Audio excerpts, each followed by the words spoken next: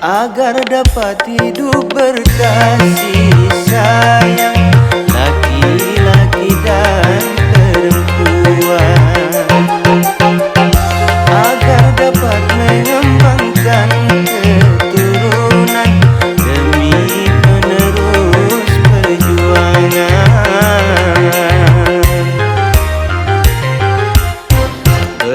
Begitulah Tuhan meletakkan nilai cinta dalam kesucian. Jadi janganlah kau menyalahgunakan sebagai pemuas nafsu setan. Dan juga janganlah cinta kau jadikan alat pembuat kerusakan.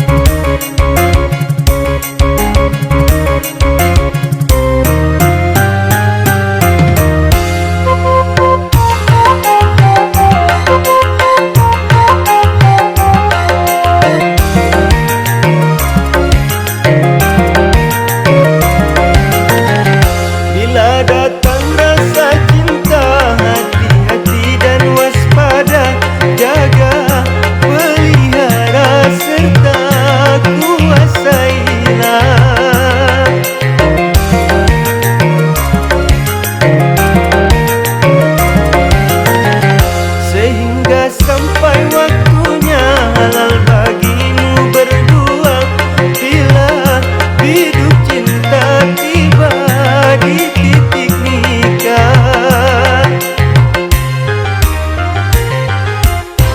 Banyak sudah tunas-tunas muda berguguran sebelum berkembang, korban dari nafsu birahi durjana yang mengatasnamakan cinta.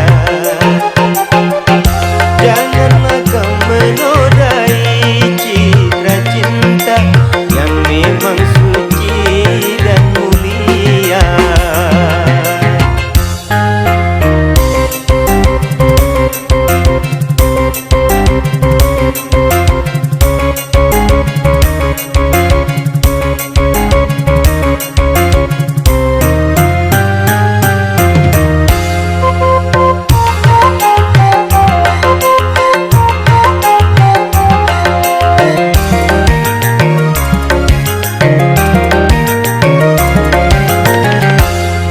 Datang rasa cinta, hati-hati dan waspada, jaga, pelihara serta kuasailah.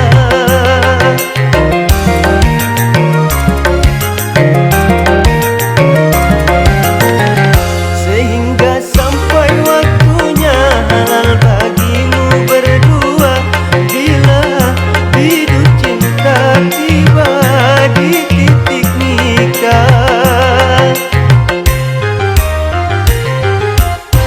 Banyak sudah tunas-tunas muda berguguran sebelum berkembang, korban dari nafsu birahi durjana yang mengatasnamakan cinta.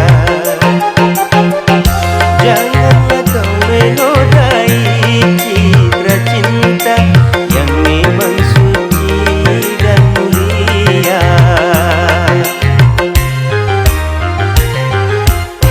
Syukurilah anugerah cinta, pelihara nilai citra cinta.